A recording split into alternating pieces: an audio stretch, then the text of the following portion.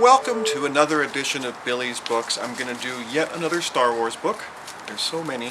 This one is one of the High Republic series, which is the prequels, a couple hundred years before Luke Skywalker. It's called The Fallen Star.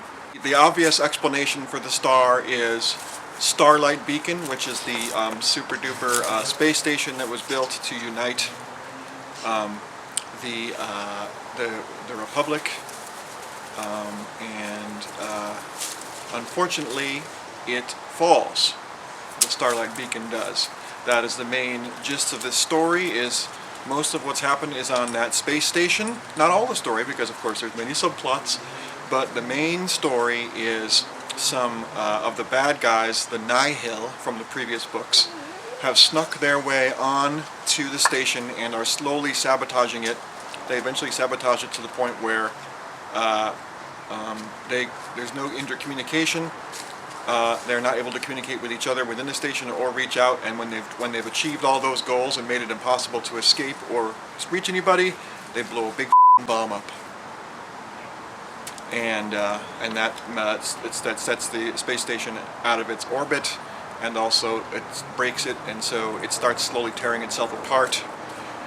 And it's all very intense. Meanwhile, there's a monster on board, and we're not sure what's going on with them, but it seems to be clouding all the Jedi's force sensibilities.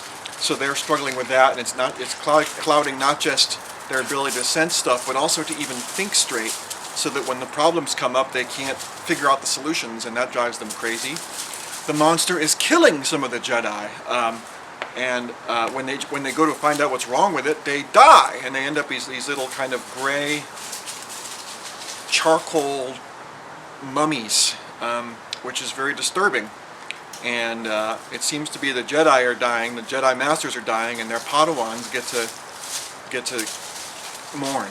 It's pretty dark. I've got to say that considering all this darkness and danger, this book is actually kind of light. Claudia Gray actually has I think this is a young adult book, I'm not really sure, it's all kind of ambiguous with Star Wars, but she has a light touch, and it's most of its humor and interaction between the different characters. It definitely is a less confusing read than the Thrawn book I just reviewed.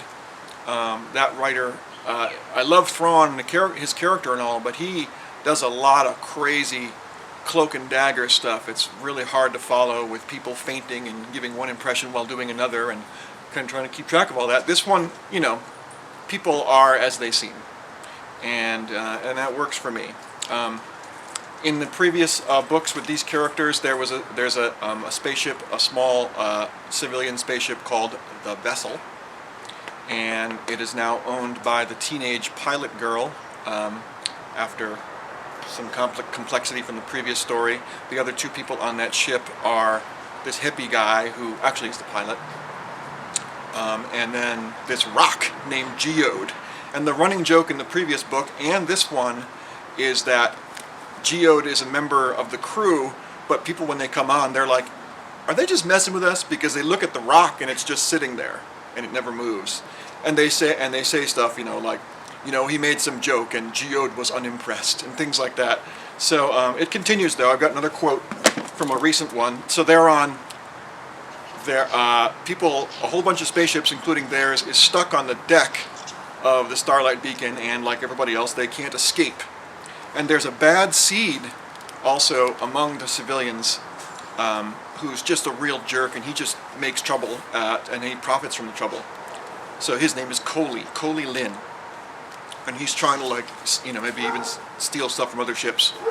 Coley stooped down to check the ship's undercarriage, then heard a low hum and thunk.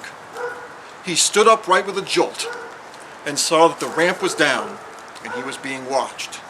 Geode stood there motionless, expressionless, never turning away from Coley Lynn.